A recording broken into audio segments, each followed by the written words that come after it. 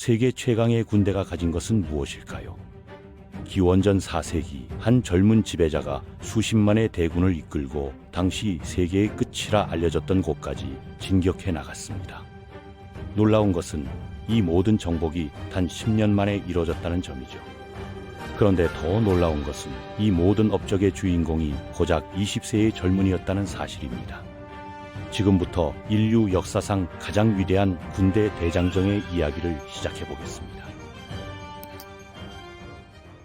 기원전 334년 마케도니아의 젊은 왕 알렉산더는 당시 세계 최대 강국인 페르시아 제국을 향해 군대를 이끌고 출정했습니다. 겨우 21살이었던 그는 이미 뛰어난 군사적 재능과 용맹한 리더십을 보여주고 있었죠. 이때부터 시작된 그의 10년간 이 대당정은 알려진 세계의 경계까지 뻗어나갔으며 역사상 가장 거대한 제국 중 하나를 건설하게 됩니다. 고대 그리스는 기원전 500년경부터 예술과 철학 그리고 전쟁술이 꽃피웠던 곳이었습니다. 이 험준한 땅에서 가장 강력했던 두 도시국가는 바로 아테네와 스파르타였죠. 아테네에서는 민주주의와 예술, 연극과 철학이 번성했고 스파르타는 엄격하고 군국주의적인 사회로 유명했으며 막강한 군사력을 자랑했습니다. 기원전 480년 이 두 도시국가는 강력한 페르시아 제국의 침공에 맞서 힘을 합쳤습니다. 테르모필레의 좁은 길목에서 300명의 스파르타 전사들이 이끄는 소규모 그리스 연합군은 3일 동안 거대한 페르시아 대군을 막아냈죠. 비록 마침내 포위되어 전멸했지만 이들의 희생은 헛되지 않았습니다. 이후 그리스 함대가 살라미스 해협에서 페르시아 해군을 격파했고 다음 해 플라타이아이에서 페르시아와의 결정적인 지상전에서 승리를 거두며 침공을 저지해냈습니다. 그 후 50년은 고전 그리스의 황금기였습니다. 하지만 아테네와 스파르타 사이의 긴장은 점점 고조되었고 양 진영과 그들의 동맹국들은 결국 전쟁으로 치달았죠. 이는 북쪽에서 새롭게 떠오르는 세력에게 절호의 기회를 제공했습니다. 수세기 동안 문명화된 그리스인들은 마케도니아의 산악 왕국을 변방의 미개한 땅으로 여겼습니다. 거의 그리스라고 할 수도 없는 곳이라고 생각했죠. 그런데 필립 2세의 시대에 마케도니아가 강력한 군사 세력으로 부상하기 시작했습니다. 그의 가장 유명한 개혁은 바로 사리사였는데 이는 18피트 길이의 창으로 일반적인 그리스 창의 2배에 달했습니다. 기원전 338년 카이로네이아 전투에서 필립의 군대는 테베와 아테네의 연합군을 완전히 분쇄했습니다. 동맹과 정복을 통해 이미 대부분의 인근 지역을 장악했던 필립은 이 승리 이후 그리스 동맹을 결성했죠. 필립은 범그리스적인 대원정을 계획하기 시작했습니다. 바로 페르시아 제국을 공격하는 것이었죠. 하지만 전쟁을 시작하기 직전 필립은 자신의 경호원에게 암살당했습니다. 그의 뒤를 이은 것은 20세의 아들 알렉산더였습니다. 뛰어나고 야심만만했으며 위대한 철학자 아리스토텔레스에게 교육받았고 이미 경험 많은 군사 지휘관이었던 그는 아버지의 웅대한 계획을 물려받았습니다. 페르시아를 침공하기 전에 먼저 왕으로서의 자신의 지위를 확고히 해야 했죠. 국내에서는 잠재적 경쟁자들을 제거했고 테살리아와 일리리아, 중부 그리스에서 일어난 반란을 진압했습니다.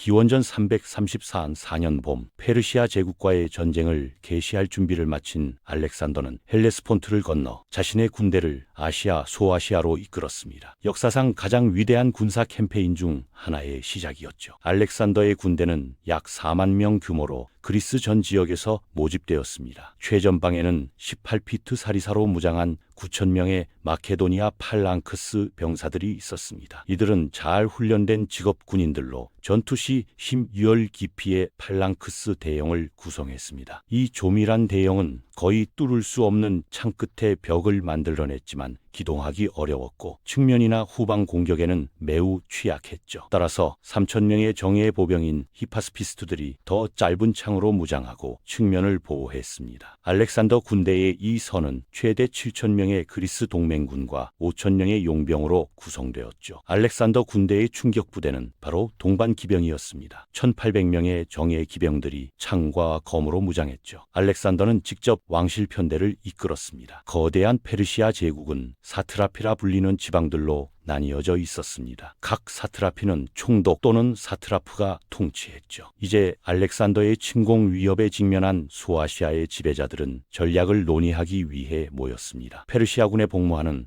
숙련된 그리스 장군 로도스의 멤노는 알렉산더와의 전투를 피하라고 조언했습니다. 대신 초토화 전략을 사용하여 도시와 농작물을 불태우고 내륙으로 후퇴하면 알렉산더의 군대가 곧 굶주려 죽을 것이라고 했죠. 훌륭한 조언이었습니다. 하지만 사트라프들은 자신들의 지방을 황폐화시키지 않고 싸우기로 결정했습니다. 그들은 그라니쿠스 강에서 알렉산더의 군대와 맞서기로 했죠. 강 뒤에 페르시아 군대가 포진했는데 강은 얕았지만 폭이 60피트에 달했고 가파른 강둑을 가지고 있었습니다. 그들의 최전선은 제국 전역에서 온 10,000명의 기병들로 이루어진 벽이었습니다. 공격하여 이 페르시아 군대가 후퇴하기 전에 파괴하기로 결심한 알렉산더는 최정예 부대와 함께 그라니쿠스로 돌진했습니다. 왼쪽 날개에는 파르메니온의 지휘하에 그리스와 테살리아, 트라키아 기병을 배치했죠. 알렉산더는 보병 13,000명과 기병 5,000명을 거느렸는데 아마 페르시아군이 약간 더 많았을 것입니다. 하지만 새벽까지 기다리라는 조언을 무시하고 그는 즉시 공격을 명령했습니다. 그는 동반 기병을 보내 강을 도하하게 했고 이어서 히파스피스투 연대와 파이오니아 경기병이 따랐습니다. 알렉산더는 부하들에게 용기를 북돋우며 우익을 이끌고 강으로 진입했죠. 그들이 강 한가운데에 이르자 페르시아 라인에서 투창과 화살의 우박 같은 공격을 받았습니다. 저쪽 강둑에 도착하자마자 페르시아 기병의 돌격을 받았죠. 알렉산더는 전투의 한복판에 있었습니다. 그 주변으로 기병과 지휘관들이 밀집해 있었고 그를 둘러싸고 치열한 전투가 벌어졌습니다. 마케도니아인들은 강둑에서 페르시아인들을 몰아내려 했고 페르시아인들은 강 도하를 막으려 했죠. 알렉산더의 공격이 무모해 보였지만 나머지 군대가 강을 건널 시간을 벌었습니다. 저항할 수 없는 마케도니아 팔랑크스도 포함해서 말이죠. 갑자기 알렉산더가 2명의 페르시아 귀족에게 생명을 위협받는 상황이 벌어졌습니다. 로에사케스가 알렉산더에게 다가와 칼로 머리를 내리쳤는데 헬멧 한 조각을 잘라냈습니다. 하지만 타격의 힘으로 헬멧이 깨어졌음에도 알렉산더는 창으로 그를 찔러 쓰러뜨렸습니다. 그때 뒤에서 스피트리다테스가 왕을 공격하려 했지만 드로피다스의 아들인 검은 클레이토스가 그의 공격을 예상하고 검으로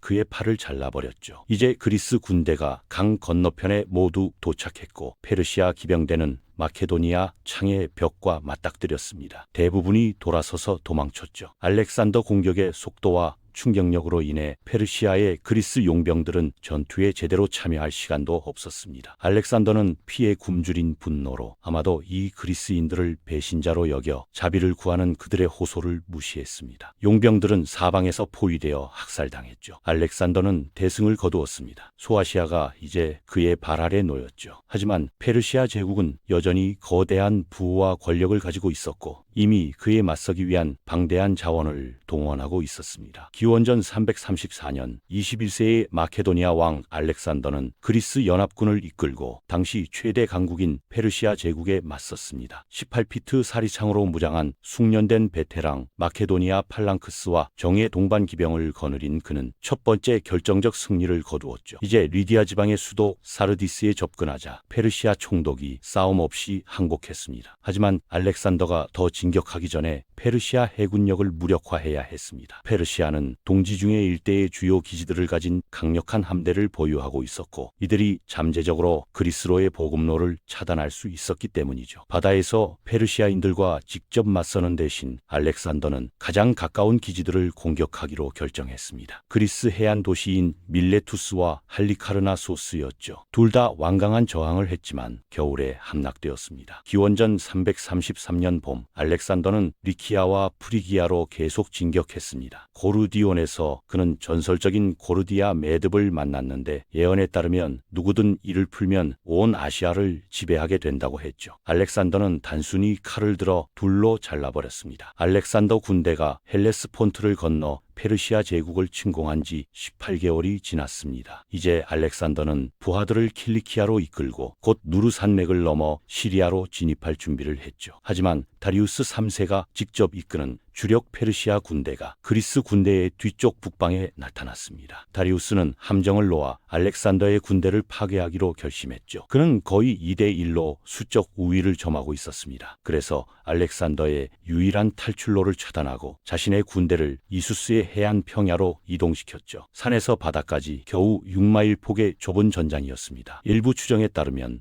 그의 군대는 최대 10만에 달했으며 광대한 제국에서 온 최고의 전사들과 불사대로 알려진 자신의 친위 부대를 거느리고 있었습니다. 최고의 기병은 말에게 더 좋은 지형인 바다쪽 우익에 집결했고 최고의 보병인 그리스 용병 호플리테스들이 중앙을 형성했으며 페르시아 보병이 좌익을 구성했죠. 알렉산더는 전투를 위해 자신의 군대를 배치했습니다. 다시 한번 바다에 가장 가까운 좌익에는 파르메니온이 지휘하는 그리스 기병과 보병을 두었죠. 언제나처럼 중앙에는 마케도니아 팔랑크스가 있었습니다. 알렉산더는 자신과 최정예 부대를 산비타를 향한 우익에 배치했습니다. 정예 아그리아네스 창투척병과 궁수들, 그 뒤에 히파스피스트와 동반 기병이 있었죠. 오래 기다릴 필요가 없었습니다. 알렉산더는 부하들에게 용감하게 싸우라고 격려하며 이름을 불러가며 개개인을 북돋웠습니다. 그런 다음 자신의 군대 우익 선두에서 돌격했죠. 다시 한번 마케도니아 진격의 속도와 충격력이 적을 후퇴시켰습니다. 하지만 전장 중앙에서는 마케도니아 팔랑크스가 곤경에 처했죠. 알렉산더를 따라잡으려 하다가 대형이 흐트러진 것입니다. 위험을 본 알렉산더는 동반 기병을 이끌고 페르시아 중앙으로 정면 돌격했습니다. 측면에서 위협받은 그리스 용병들은 곧 혼란에 빠졌고 마케도니아 팔랑크스는 다시 전진할 수 있었죠. 알렉산더는 위대한 왕 다리우스 자신을 향해 싸워나갔습니다. 미친 듯이 두려움을 모르는 마케도니아 왕의 모습에 다리우스는 왕실 전차에서 전장을 떠나 도망쳤죠. 다리우스가 도망쳤다는 소식이 퍼지자 그의 군대는 싸움을 포기하고 저마다 목숨을 구하려 했습니다. 전투는 학살로 변했죠. 마케도니아 지휘관 중 한 명인 프톨레마이오스는 알렉산더에게 페르시아인 시체가 너무 많아서 부하들이 그것을 밟고 깊은 협곡을 건널 수 있었다고 보고했습니다. 이수스 전투는 알렉산더의 놀라운 승리였습니다. 승리의 전리품 중에는 다리우스의 애, 아내와 어머니, 세 자녀가 있었는데 모두 살아있었고 알렉산더에게 좋은 대우를 받았죠. 페르시아 야전군이 후퇴하면서 알렉산더는 이제 페르시아 제국의 서부 영토 정복으로 방향을 돌렸습니다. 다음 해인 332년 페니키아 해안 도시들이 알렉산더에게 항복했습니다. 이는 지중해에서 페르시아 해군력의 종말을 의미했죠. 하지만 섬 도시 티레는 저항했습니다. 알렉산더가 2개의 거대한 공성탑으로 보호되는 둑기를 섬으로 건설하기 시작했을 때도 화공선으로 반격했습니다. 하지만 7개월 후 성벽이 파괴되고 티레가 함락되었죠. 대부분의 시민이 살해당하거나 노예가 되었습니다. 가자도 포위되었습니다. 알렉산더는 나일강 삼각주의 펠루시온으로 계속 진군했고 이집트의 페르시아 총독은